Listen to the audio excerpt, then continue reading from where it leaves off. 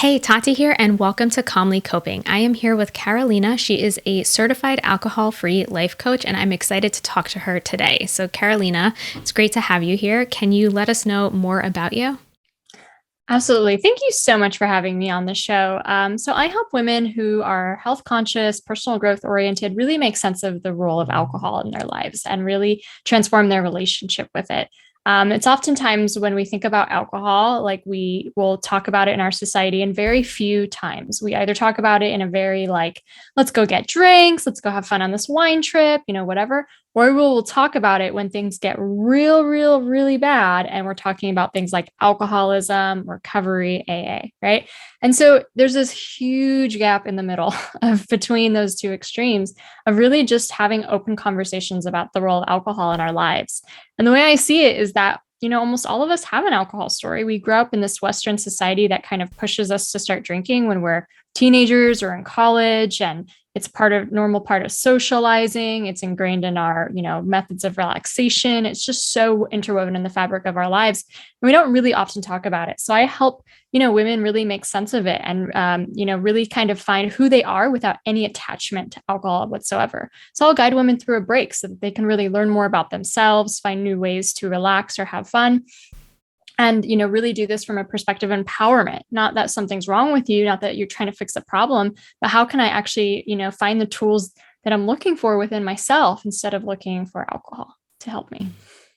Great. That sounds really interesting. And I think it's great how you highlighted that gap that, there is the extreme ends of it. But I think, like you said, nobody really takes a look at that middle ground and, the negative impacts that alcohol can have, even if you're using it in moderation.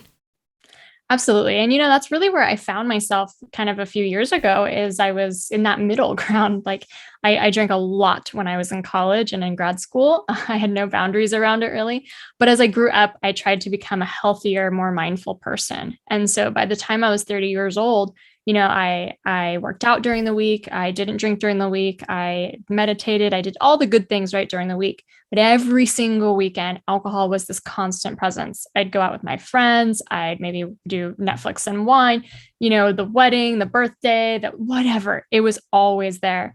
And I would wake up every Monday morning feeling honestly like crap. I felt physically unwell, but I also felt emotionally unstable. I felt lower, more depressed. I had much higher anxiety. And that cloud kind of followed me throughout the week. It took a while to even bounce back to my normal energetic self, but I really didn't know what to do. I was like, well, literally, I'm doing what everyone else is doing. What am I supposed to do? Like quit alcohol and go to AA and be, an alcoholic? I couldn't make sense of it. And so I kept just repeating that pattern over and over and over for years and years and years. And really, my life changed when I decided, you know what, I'm going to take a break from alcohol and I'm really going to look into this relationship. And I'm really going to see, what am I outsourcing to alcohol? Why do I even drink in the first place? What is that from? Where are the needs that I'm trying to meet from it?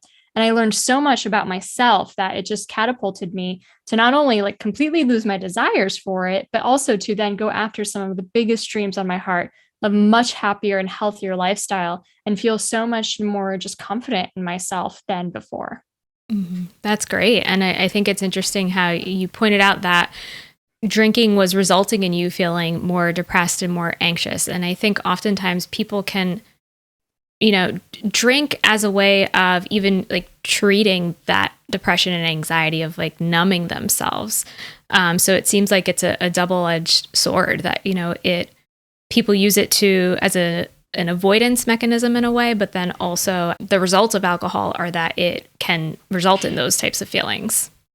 Absolutely. And I think learning more about that phenomenon can be really fascinating because maybe we think that, okay, someone who's severely drinking, there's this old movie that came out in like the 90s with Nicolas Cage, and it's called Leaving Las Vegas.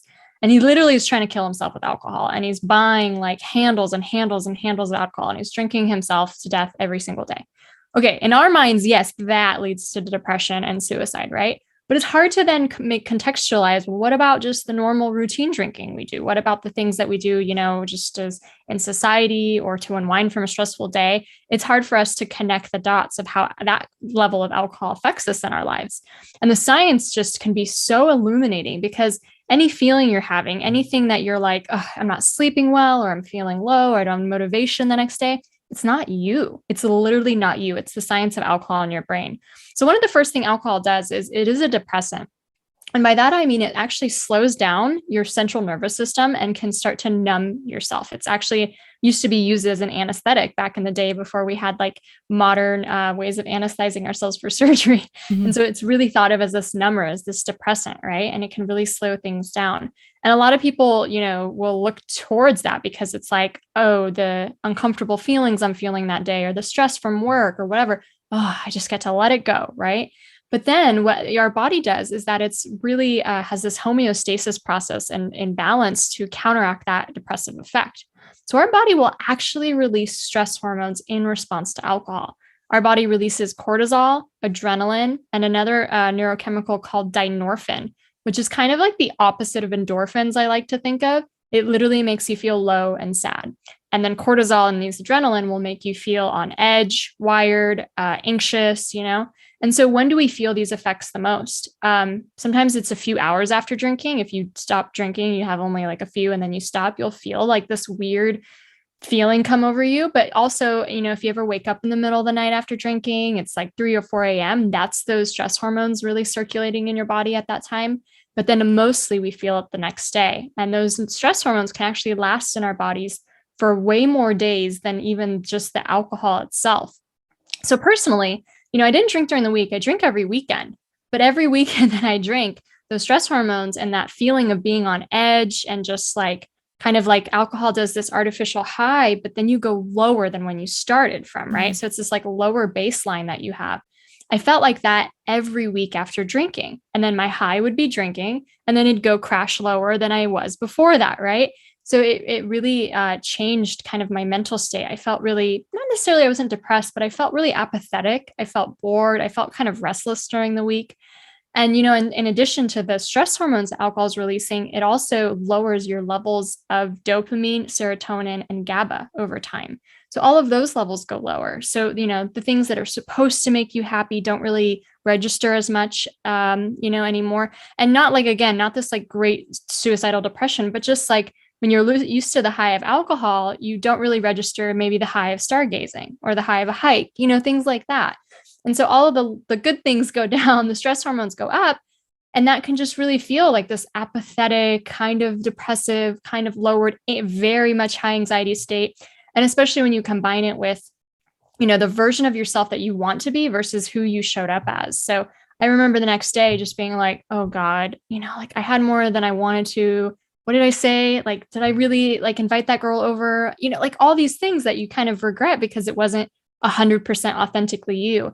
And that leads to this crazy rumination. It leads to this shame and this guilt that almost in top of the neurochemicals that are producing the anxiety, it gives you more of that negative loop, that spiral of just ruminating and recriminating yourself. Like, God, what did I say? What did I do? I told myself I'd work out last night. Instead, I, opened a bottle of wine, and it just kind of goes on and on and on. And so personally, when I learned that, it was a huge relief because that Monday morning version of myself that woke up feeling unwell and just, not super excited about the day and the week, it really wasn't me, and I thought it was. I thought there was something wrong with me. I was like, maybe I just can't metabolize alcohol the same way other people do. Nope, there's nothing wrong with anyone. This is literally just the science of alcohol in our brains and our bodies. And once you know it, you can kind of be like, oh, okay. And you can make more conscious, aware choices about how you want alcohol to play in your life. Mm-hmm. Yeah. And I think that because it's so normalized that people don't really understand the effects that it has. And it's interesting what you mentioned about the increase in stress hormones. I wear a smartwatch, and I actually even noticed last weekend when I had a drink, like an hour or two later, my watch was telling me that I was stressed. And it usually never does that. It gave me a warning, and I was like, wow, maybe that's what was happening, that, those stress hormones were increasing, and physiologically, like my body was, or the watch was picking up on that. That's so cool. I mean, that's so cool that we have tools like that to even show us, those effects, because they can be subtle, or it can be hard to even know with all the things, the factors in our lives. But, like when I was waking up in the middle of the night, or I couldn't sleep very well after drinking. And of course I couldn't sleep well after like 3 or 4, but even 1 or 2, even one, it was like, if I can't even have one drink, what's the point? Right. Because it would totally did affect me. And I think it's just, it's liberating to be able to say that out loud instead of, hiding this and just really being more conscious and aware around it. Mm-hmm. And is this something that, like you mentioned, even just having one or two drinks that can have an impact, or is it more the long-term effects of continuing this habit?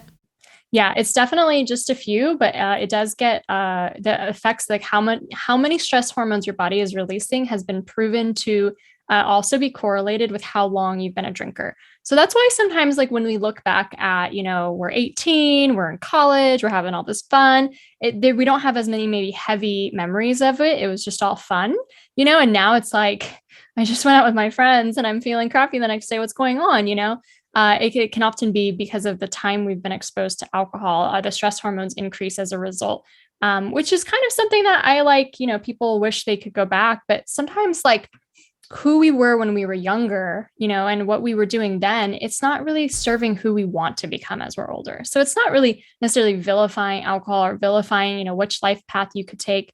But it's just like asking yourself, like maybe that served me when I was younger, but is it still something that's serving me and who I want to become? Is it helping me really align my life to my deepest values?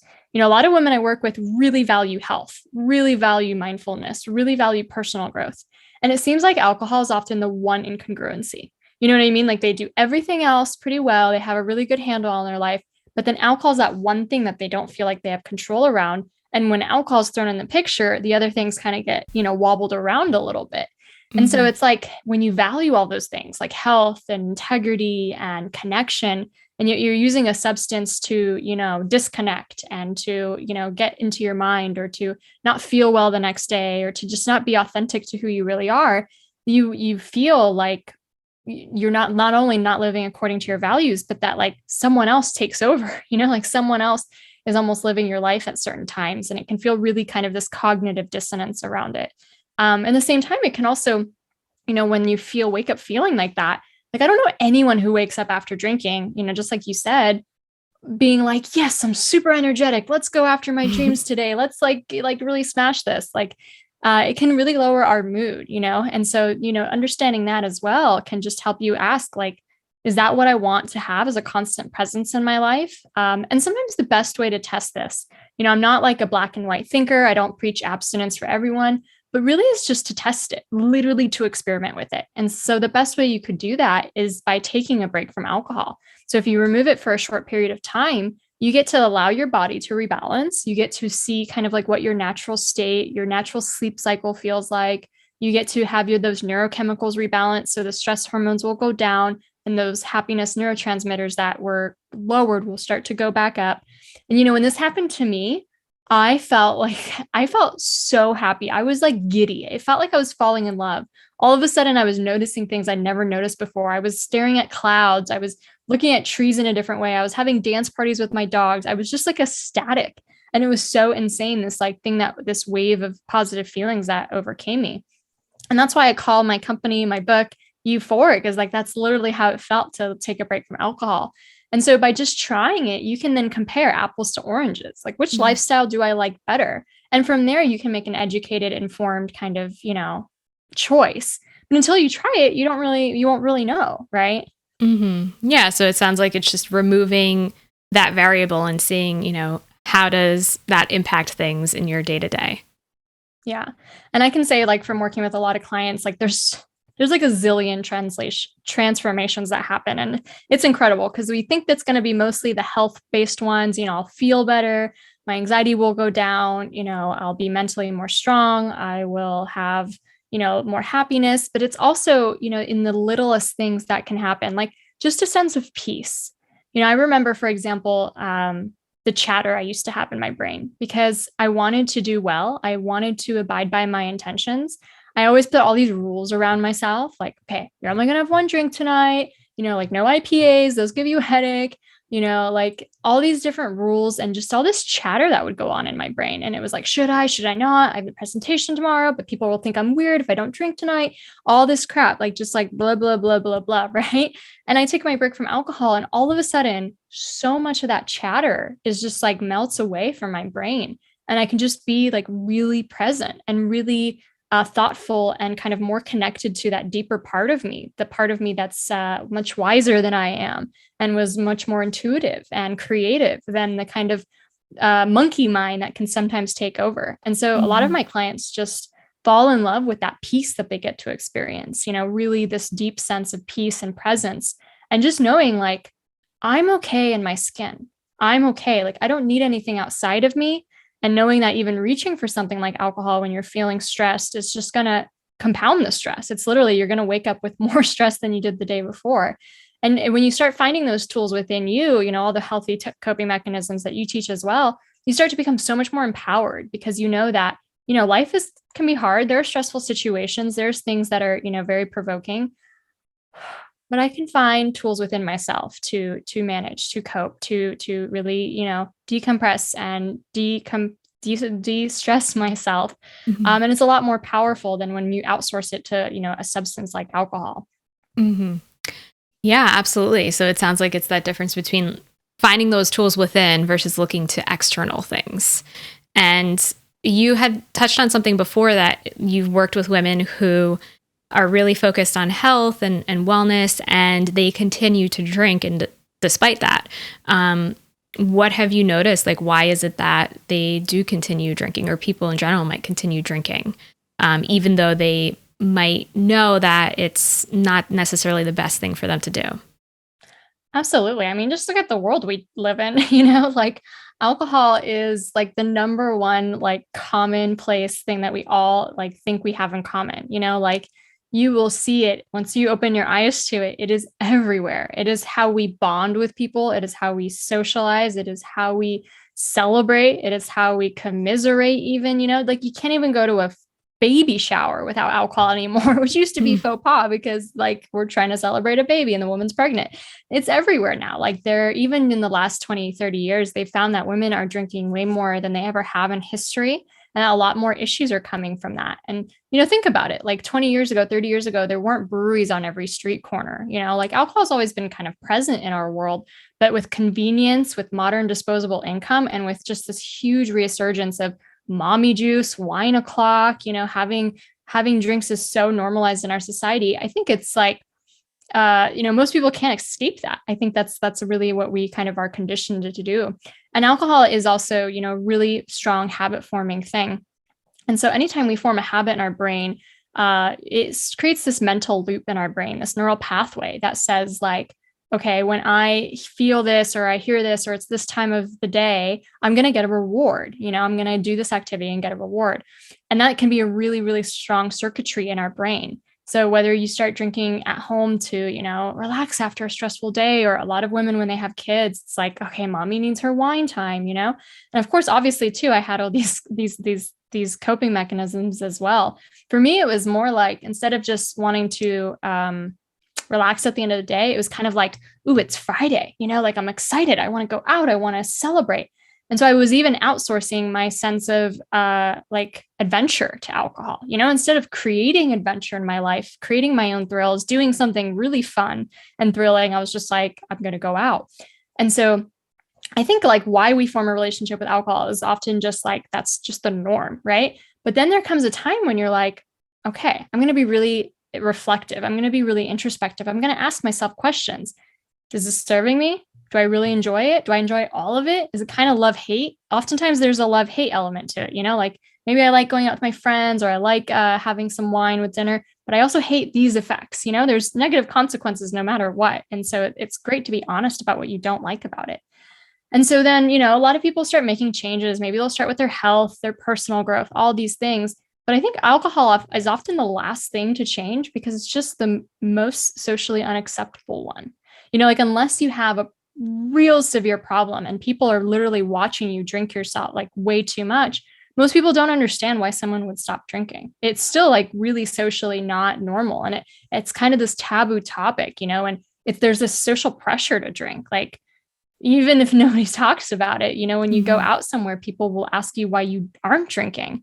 Instead of flipping the question, well, why are you drinking? Like we don't ask it like that. So I think it's just a normal part of living in our world and our society. But I think when someone starts asking, it's not a signal that there's a problem. It's more of a signal that their intuition's telling them something, deeper, something that makes them really a brave and intuitive person.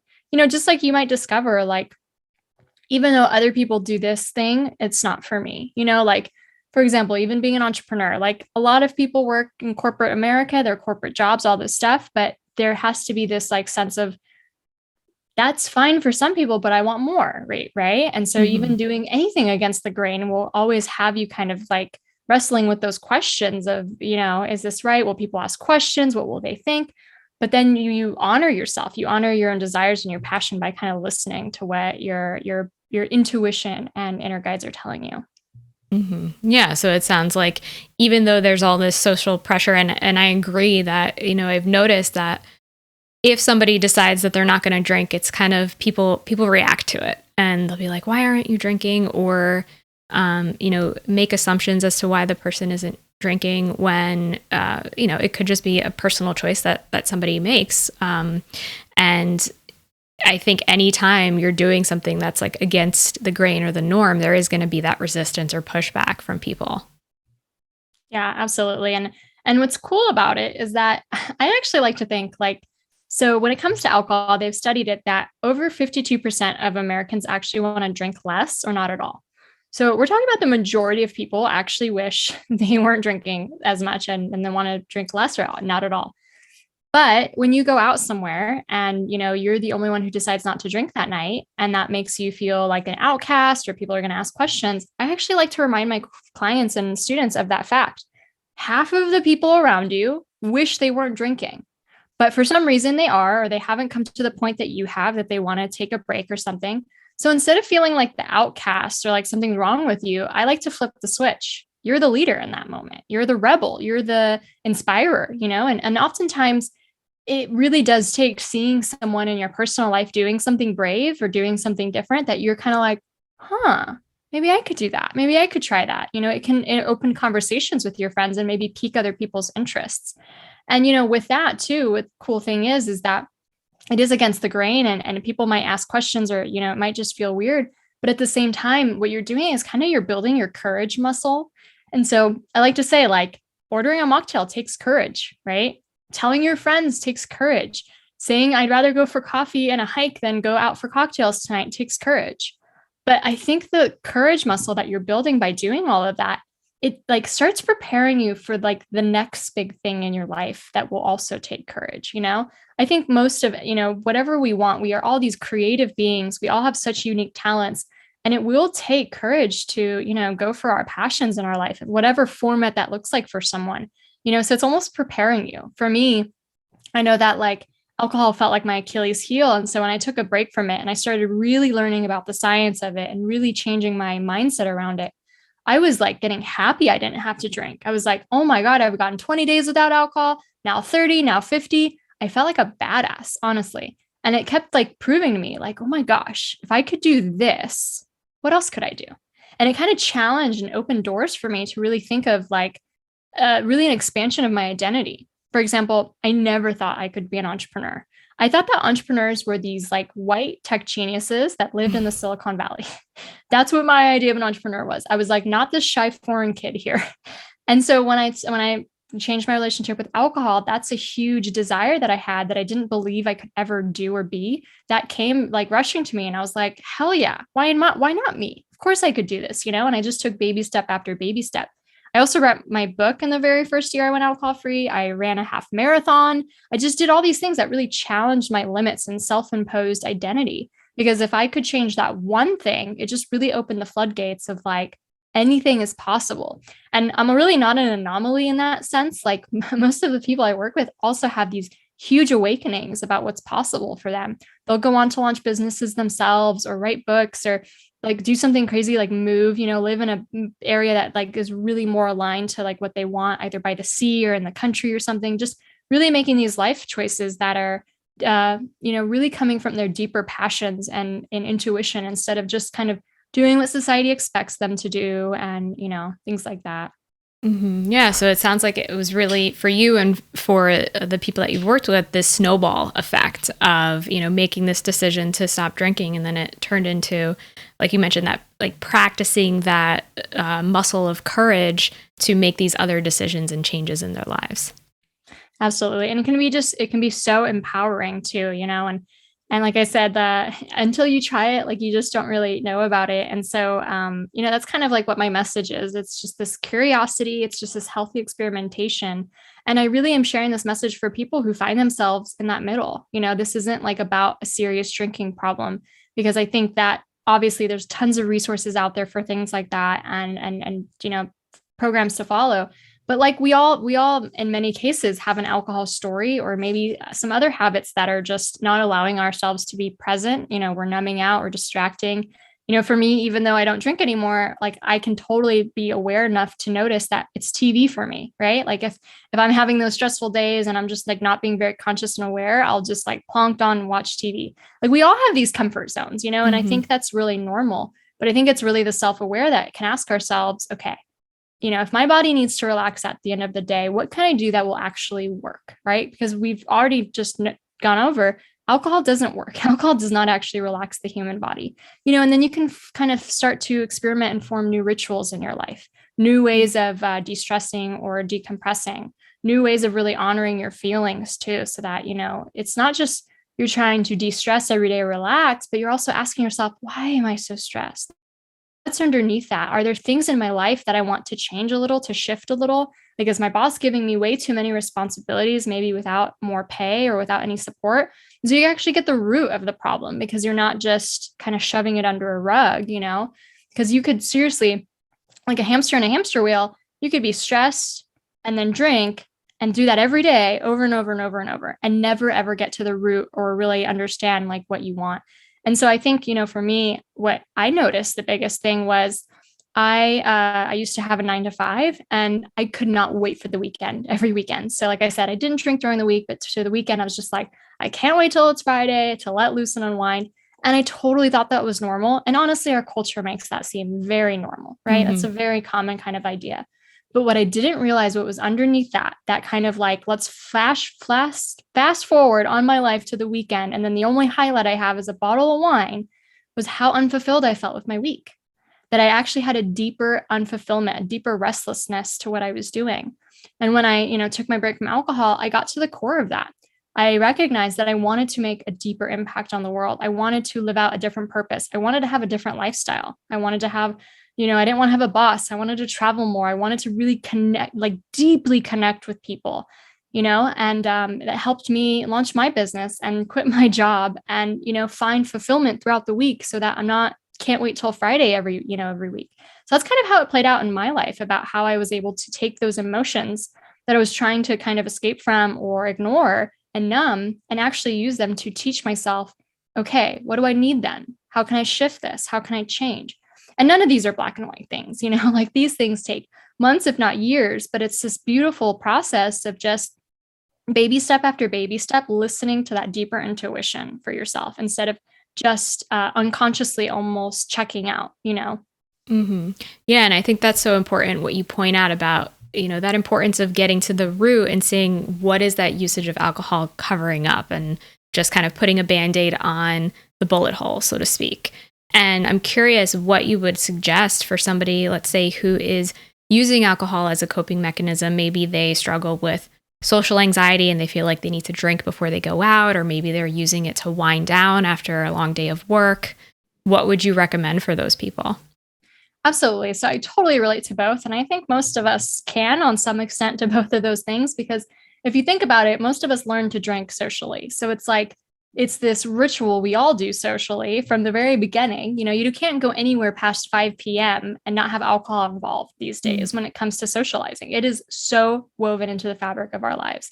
And so, we start drinking as these teenagers in college, and like we have maybe social anxiety. I am a huge introvert, and I was also really shy. So when I found alcohol as a teenager, I was like, oh, this magical elixir turns me into an extrovert, makes me super confident, makes me super bubbly. And so I kept resorting to it year after year after year, and using it to socialize.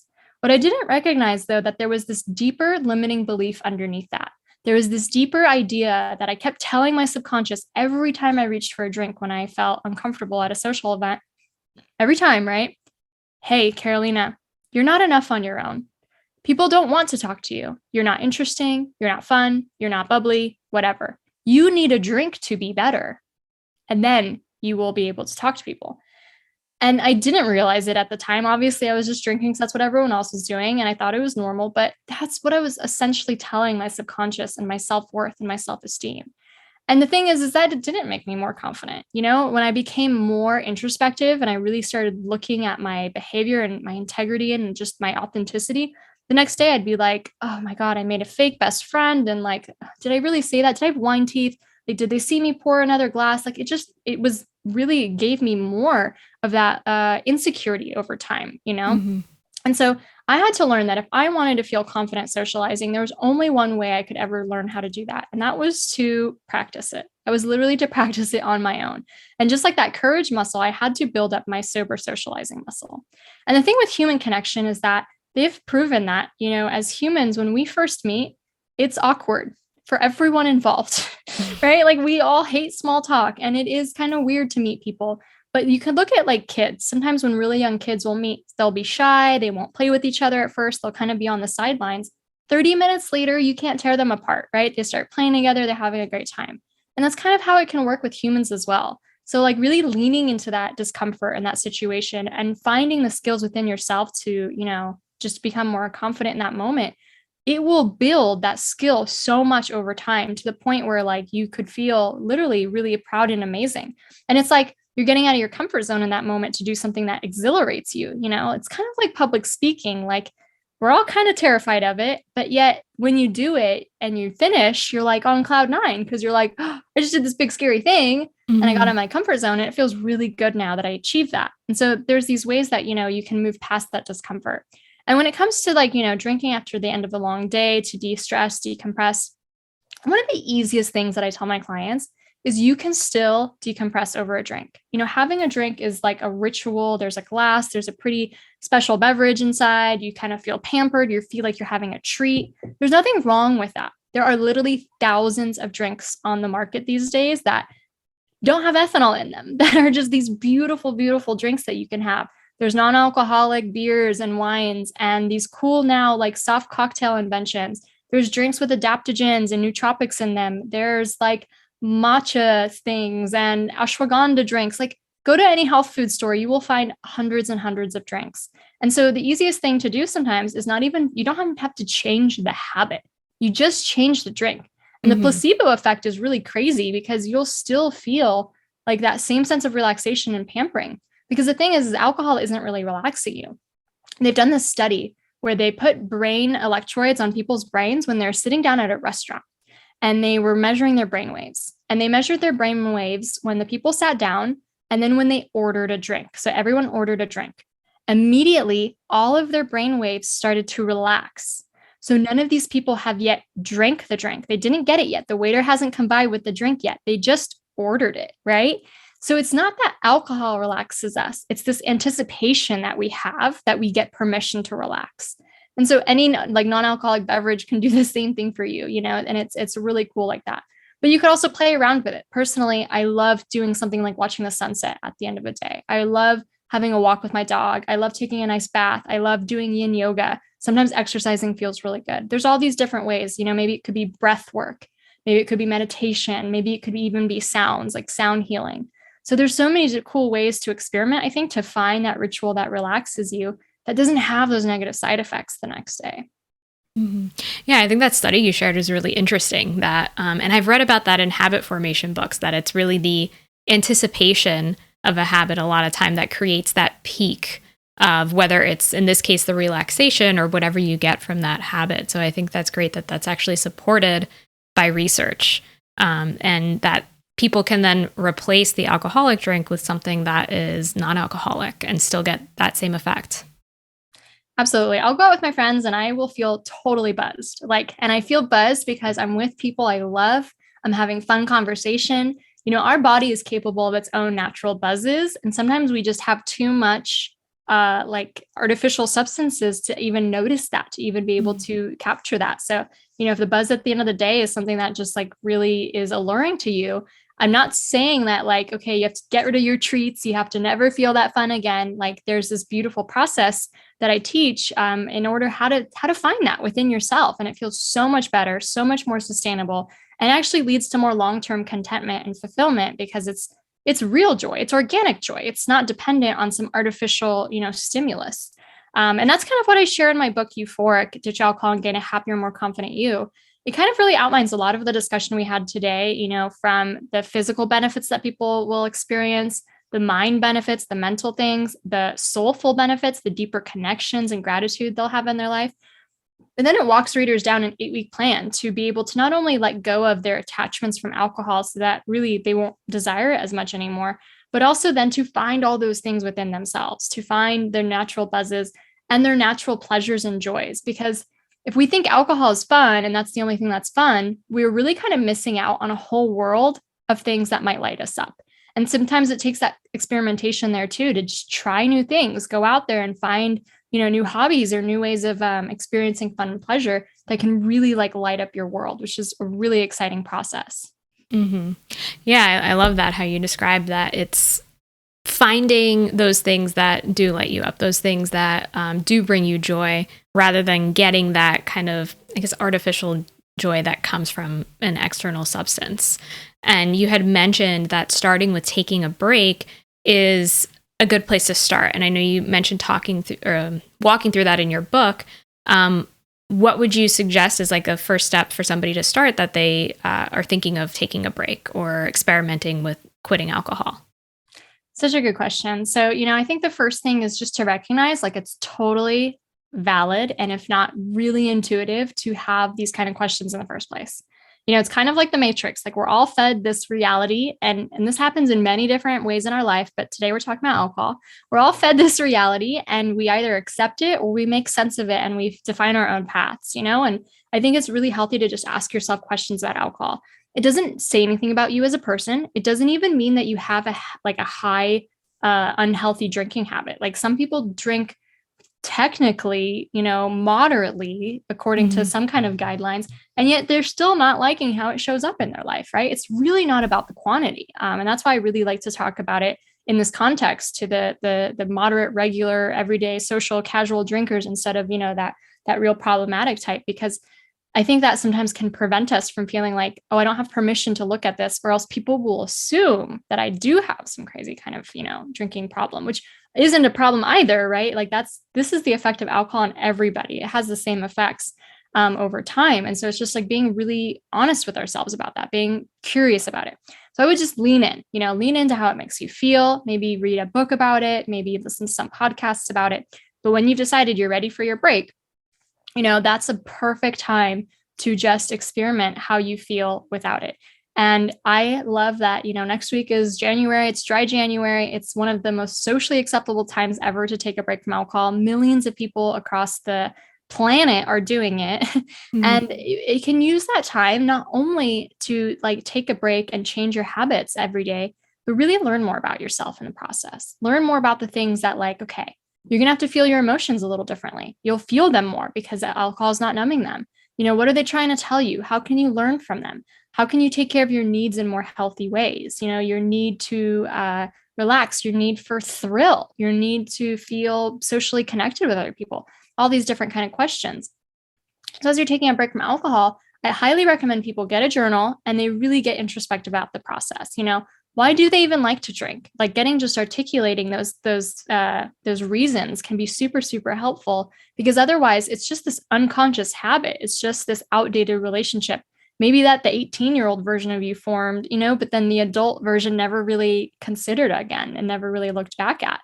And so I have in my book, Euphoric, Ditch Alcohol and Gain a Happier, More Confident You. It's actually an 8-week plan that will guide you not only through the break, but really through that reflection process of really understanding, why did I form a relationship with alcohol in the first place? How did these different societal effects, affect me? What am I using it for? What needs do I'm trying to get from it? Why do I even like it?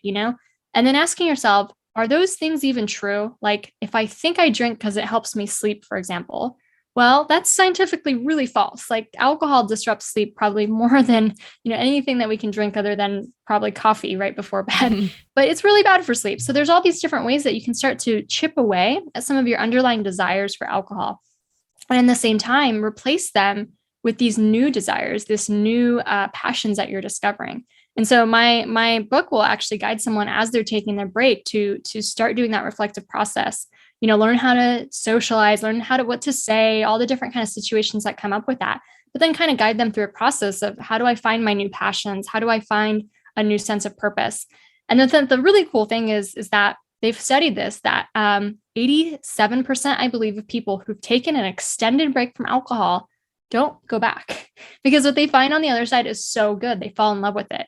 And it really isn't this black and white thing. It's not about forever. You just have to allow yourself to try it. And then if you like it, you could keep going, or you could drink again a few times and then ask yourself, how does this compare? Do I like that as much as I thought I did? And really just use this self-awareness to kind of guide you forward into what you like. So some people, choose to go alcohol-free just because they fall in love so much. And some people are like, you know what? Maybe I'll drink a few times a year, not like once a week, a few times a year. And that's how I want it to be, in my life, because the benefits are just so incredible.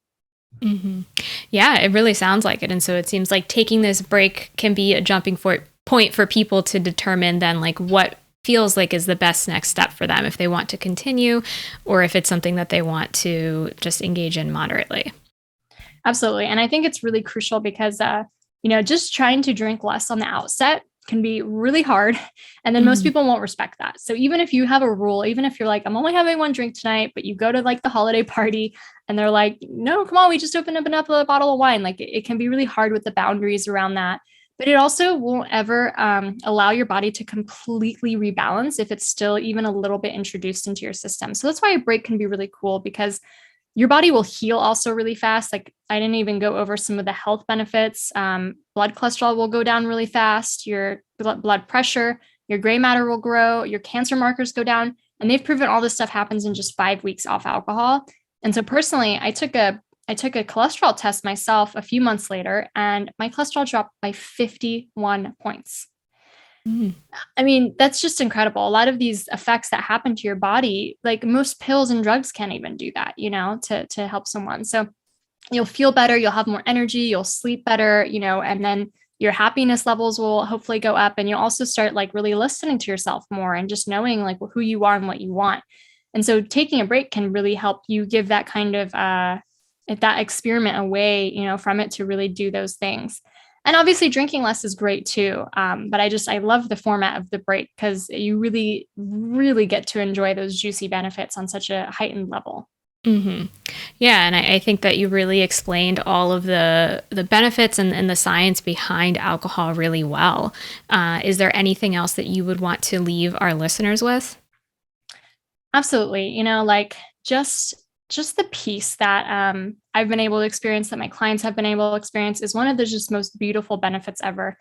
I feel like my life has changed from night and day, from when I was a drinker to today.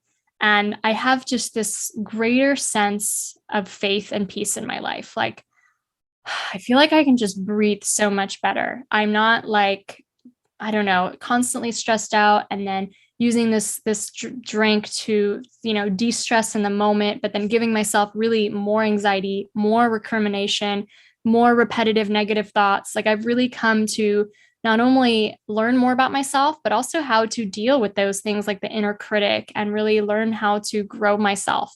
And, it's not all unicorns and rainbows on the other side, but it can just make it so much more manageable. A lot of people I work with say they're just more resilient. Like the things that used to stress them out, the things that used to get them super worried, the things that used to just feel like, not uncontrollable, but, just all the things we can't control in our lives. They feel like they're so much more adept to handle it now. And I think that's just so powerful, whether, you make these huge life changes or you just feel more empowered in your day to day. I mean, that's just a gift. It's really, again, like I say, it's not about abstinence and it's not about everyone has to quit forever. but it's just a gift that I want to share with more people so that they get to experience those benefits for themselves too.